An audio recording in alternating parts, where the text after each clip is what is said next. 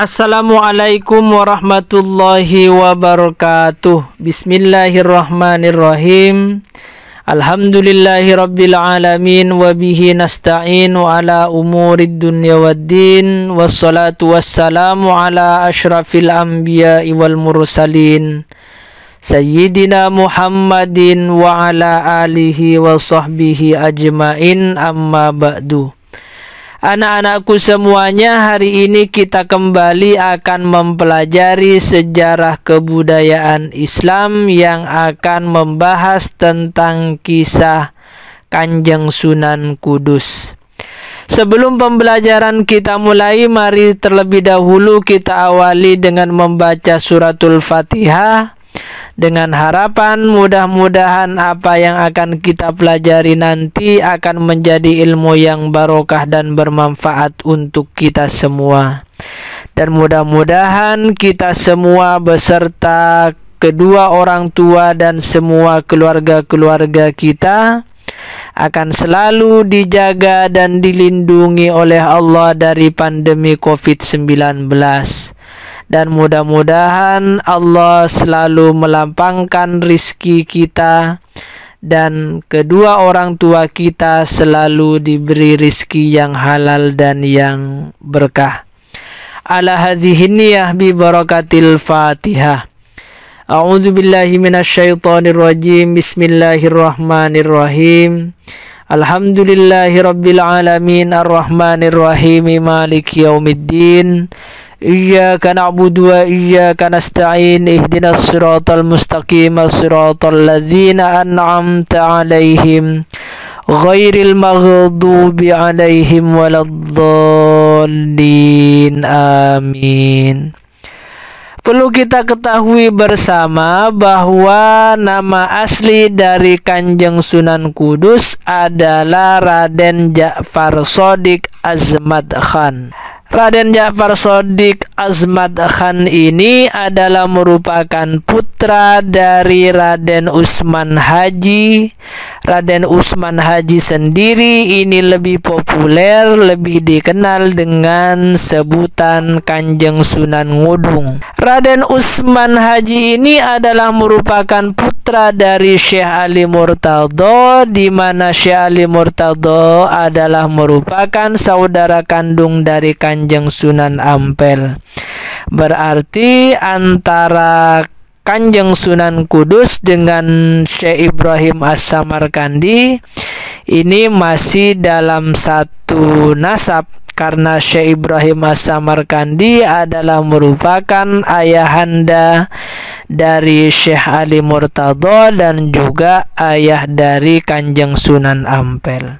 Nasab Kanjeng Sunan Kudus bersambung kepada Rasulullah melalui jalur Sayyidina Husain. Sayyidina Husain ini adalah merupakan putra dari Ali bin Abi Thalib yang menikah dengan Siti Fatimah. Kanjeng Sunan Kudus belajar ilmu agama langsung kepada ayahandanya, kepada Raden Utsman Haji. Beliau juga berguru kepada Kiai Telingsing. Nama asli dari Kiai Telingsing ini sebenarnya adalah Delingsing.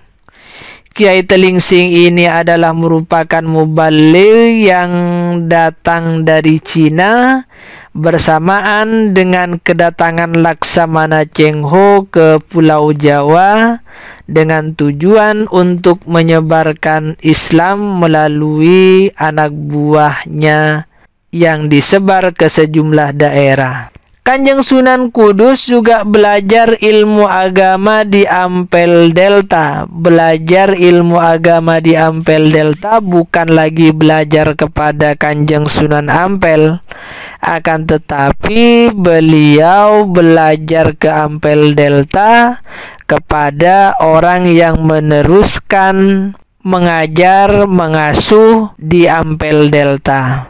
Raden Ja'far Shadiq ini pernah diangkat menjadi senopati yang menggantikan ayahandanya, yaitu Kanjeng Sunan Ngudung. Raden Ja'far Shadiq ketika diangkat menjadi seorang senopati mendapatkan tugas untuk memperluas wilayah Demak sebagai pusat pengembangan agama Islam. Raden Ja'far Shadiq juga pernah diangkat sebagai imam masjid Demak, dan juga beliau diangkat sebagai qadhi atau hakim yang kedudukannya lebih tinggi dari imam masjid. Akan tetapi pada saat pecahnya perselisihan di Kesultanan Demak dan seiring wafatnya Sultan Trenggana, Kanjeng Sunan Kudus kemudian memutuskan untuk pindah ke daerah Kudus, mengembangkan dakwah Islam yang ramah di sana. Sebenarnya sebelum kedatangan Raden Ja'far Shadiq, Kudus sebelumnya bernama Tajuk, yang menjadi wilayah dakwahnya Kiai Telingsing. Di Tajuk, Kiai Telingsing mengajari penduduk ilmu tentang pertukangan dan juga seni mengukir. Kepindahan Raden Ja'far Shadiq ke Kudus disambut baik penduduk Kudus, sehingga Raden Ja'far Shadiq diberi gelar dengan sebutan Sunan Kudus. Dalam dakwahnya, Kanjeng Sunan Kudus menggunakan pendekatan seni dan budaya. Sunan Kudus tidak melakukan perlawanan terhadap perbedaan-perbedaan budaya, terhadap perbedaan-perbedaan adat istiadat, melainkan beliau menghargai dan mentoleransi budaya setempat.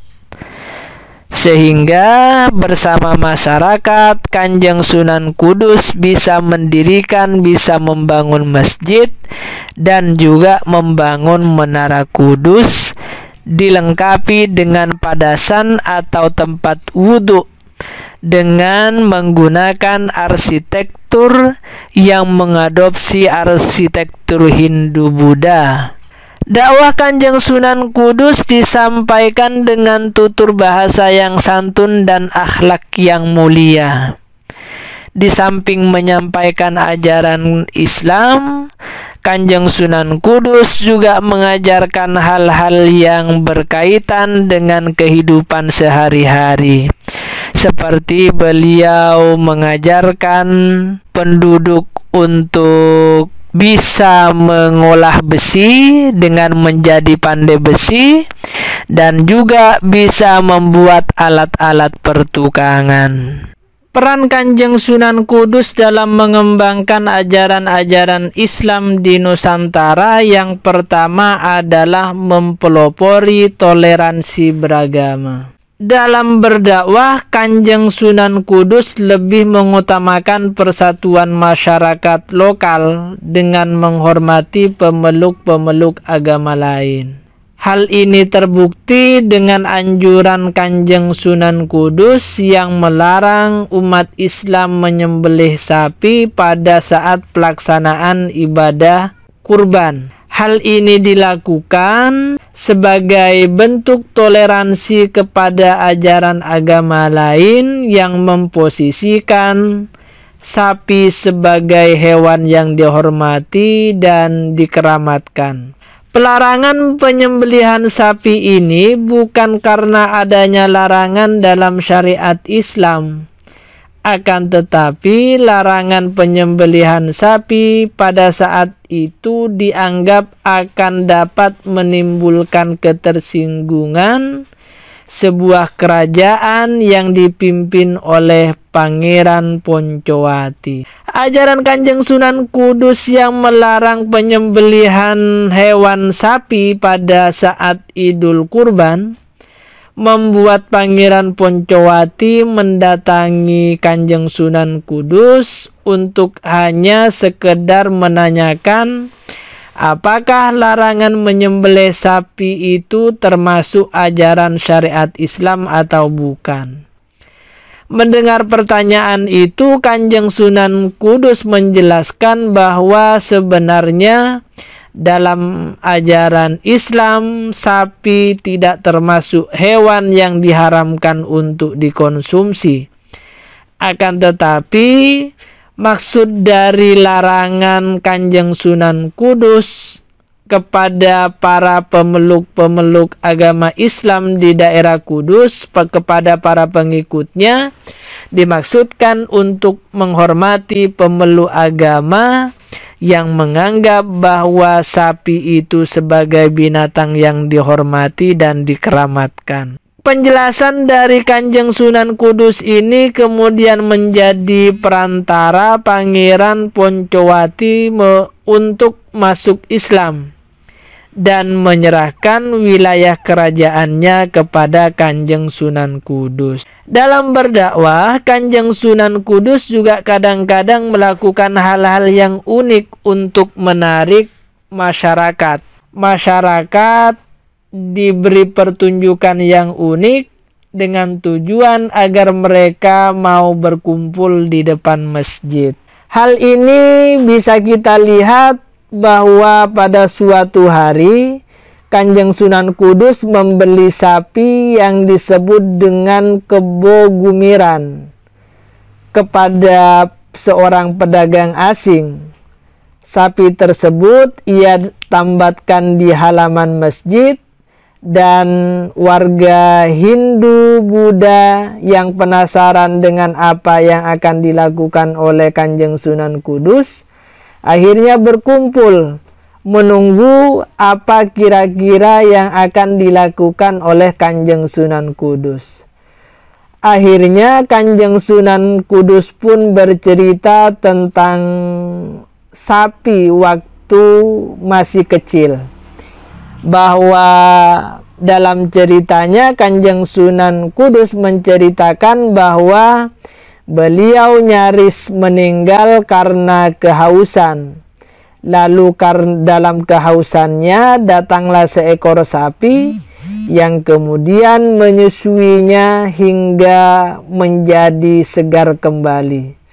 Dan ketika dewasa, sebagai penghormatan kepada sapi yang telah menyelamatkan hidupnya, maka Kanjeng Sunan Kudus melarang masyarakat untuk menyakiti sapi. Dalam menyampaikan dakwahnya lewat budaya, Kanjeng Sunan Kudus mempermudah dakwahnya bisa diterima oleh masyarakat Kudus, sehingga masyarakat Kudus mau menerima dakwah dan menerima ajaran-ajaran Islam yang kemudian menjadi agama mayoritas yang dianut oleh masyarakat Kudus.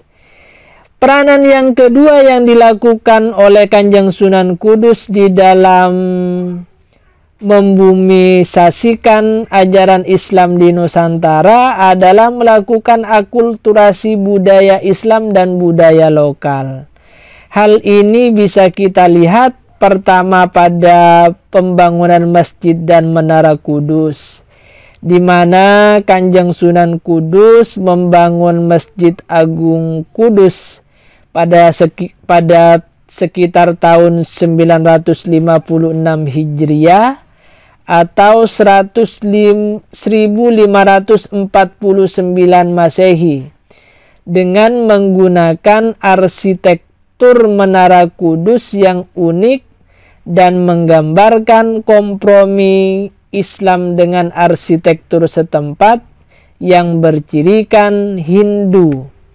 Hal ini dilakukan sebagai upaya pribumisasi Islam di tengah masyarakat yang sudah mapan budayanya. Bangunan Menara Kudus itu sendiri memiliki tinggi 18 meter dengan ukuran dasar persegi 10 kali 10 meter. Dengan dihiasi piring keramik bergambar yang berjumlah 32 buah, di mana 22 berwarna biru berlukiskan masjid, manusia, unta, dan kurma. Sedangkan 12 lainnya berwarna putih berlukiskan kembang. Kanjeng Sunan Kudus menyebarkan Islam dengan jalan kebijaksanaan, mengkompromikan arsitektur Islam, Jawa, dan Hindu-Buddha, serta kebudayaan Tionghoa. Sehingga apa yang dilakukan oleh Kanjeng Sunan Kudus mendapat simpati dari penduduk setempat yang masih beragama Hindu dan Buddha. Yang kedua adalah membangun padasan, membangun tempat wudhu.